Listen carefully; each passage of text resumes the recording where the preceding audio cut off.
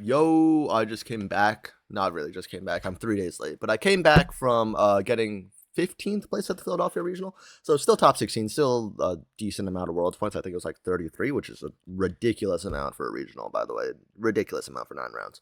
But yeah, I played Lunalight because I couldn't find the cards for Predaplant Branded, which I wanted to play just to mess around with, but here we are. We played Lunalight one last time, one last send-off to one of my favorite decks of all time. And here's the list. I went 7-2. My two losses were both to Cooltoon. They were both to good Cooltoon players. It was Mario D'Amico and Logan Shepard. The problem with those players is they do know where to hand trap you, which is really, really unfortunate because when you're trying to beat 2 to 3 hand traps, you kind of gotta hope they just chuck it at the first thing, right? And a lot of this deck's theory was based off of that. They were the only two Cooltoon matchups I played, which says a lot about my ability to read cards and my ability to play the Cooltoon matchup, which is that it is non-existent. The very fortunate thing is that this list was not built to beat Cooltoon. If you see it, there are 3 droplets in the main. You should not be playing 3 droplet against Cooltoon. This card is so mediocre. And 3 heavy poly, which just does absolutely nothing. And Crimson Fox was a troll spot. Don't look at it. In general, though, this list felt fine. If you're playing Apex, you want a couple more names. I think I would play 3 Fractal, 3 Tenki instead of like a Crimson Fox. Maybe you could play a second Yellow Martin as well, just for the Apex target. That's kind of nice. That's kind of cute. I think Apex is fine, right? Like, this card is good. It's an extender that doesn't require a brick, that also doubles as a breaker. I think that is something that Foolish Burial Goods cannot do, which is double as a breaker. And into a format where everyone has a trillion hand traps in their hand, or boards that are so oppressive that you really just can't beat them, right? Like, there is no way around the Doomsday Mistaken Arrest. I would like a card that can do multiple things, right? That can turn my cards into Draco Stapelias if I need to break the board. All in all, this is like a really cute card. Just not being able to be responded to is also really nice. Being able to target like a Harmonia just to make like a random Draco Stapelia on your end board is really, really nice.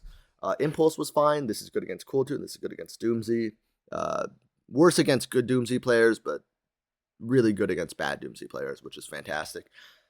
Going further into this format, right, as Cooltoon becomes the dominant deck and the #1 deck of all time, I would play Crowns somewhere in the main here, right? Instead of 3 droplet, maybe you just play 2. Instead of heavy poly, maybe you play like Droll, because ultimately the end goal is to stop them from ending on Crackle, right? If they end on a half board, you can just break it very easily, and especially with Apex in the main deck, right? Like, they can't end on Zaylin, so you can just break whatever they put up. However, you need them not to rip the cards out of your extra deck. And that's also a big reason we're not playing 3-3. If we were just playing 3-3, just Crackle screws us, right? Crackle, rip 1, rip 2. Take all 3 Leos, we're dead. It's gone. It's over. It's never been so over. There's no Cat Dance or OTK Lion that can save us. I've tried it. But if we just play 2-2 and we try and stop the Crackle, we're in a much better position. This specific list can just OTK with Starving Venom as well, which is kind of cute. Otherwise, the theory of this deck remains exactly the same, right? Ashes in the side because your line through Fua is 3 draws max, right? 1 draw for Silverhound, 1 draw for the first Liger, and 1 draw for the second Liger. Theseus is in the side deck because Super Poly kind of needs a target there. There's like an argument that you just cut the Theseus, right? And then once they peek your hand and they see Super Poly, they can't really play around the Super Poly, so it doesn't matter, right? And if they end on 2 Darks, right, which is, I think that's Remix plus Zaylin, right? You can just make Starving Venom instead. So it's like, there's an argument to not have this here. All of this is fine. You can probably Lightning Storm and Feather Dusters I like to keep for the Doomsday matchup. I think you should probably have a Dark Ruler in here somewhere as well for the Doomsday matchup. The Doomsday matchup in general is really rough. Perulia is also an option, just because if Elf Note Branded becomes a real deck, you are just going to get hand ripped for like 17, right? And that's kind of rough. Like, if you don't Perulia them, you're kind of dead, and it's super unfortunate. Impulse is kind of good against that deck, though. In general, this deck is fine going into next format. If you were to bring this to an event and you played well, I think you could outplay most Cooltoon players. And I think, on average, you could probably top a regional with this. You could probably get your invite very, very easily, right? It's the same deck it's always been. If you resolve your combo, you win. If you play around hand traps, you win, right? Which is part of the... Maybe there's supposed to be a Nyarla in here if you're trying to play around hand traps, but there's just no space. I will say, it does feel a little rough into next format because you are no longer playing into breakable end boards, if that makes sense. Like the Radiant Typhoon end board, you could outplay that. The Dracotail end board, you could outplay that. The Vanquisol end board, you could definitely outplay that. But going into this format, it feels like you are playing against a bunch of end boards that just do nonsense, right? Every end board is like the yummy end board. Like Doomsday has a mistaken arrest. Why does it have a mistaken arrest? That mistaken arrest is kind of hard to remove, even if you have the proper breakers, right? It's like, right?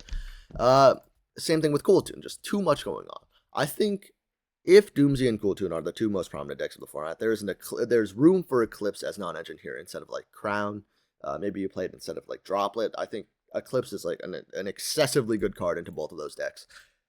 However, there are other decks in the format, which is like there's just so much going on this format. Even after the ban list, it's still kind of rough to say what you should be playing as non-engine, and it really just depends on how everything shakes out, how your testing goes, and what you should be thinking about.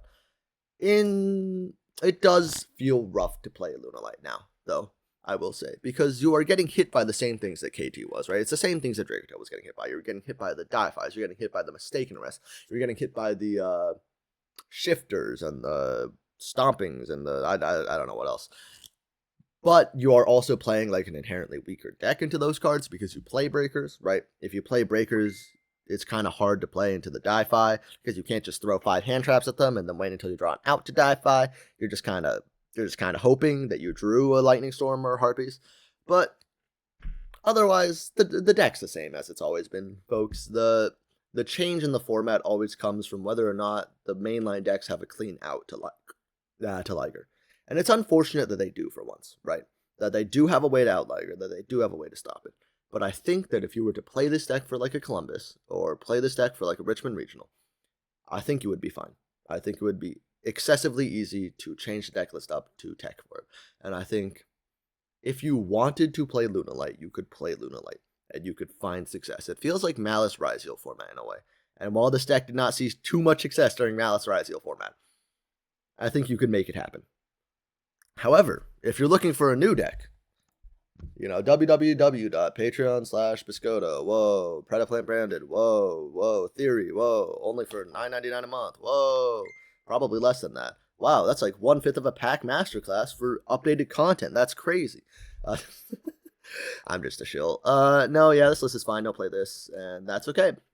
See you at the next event, probably Columbus.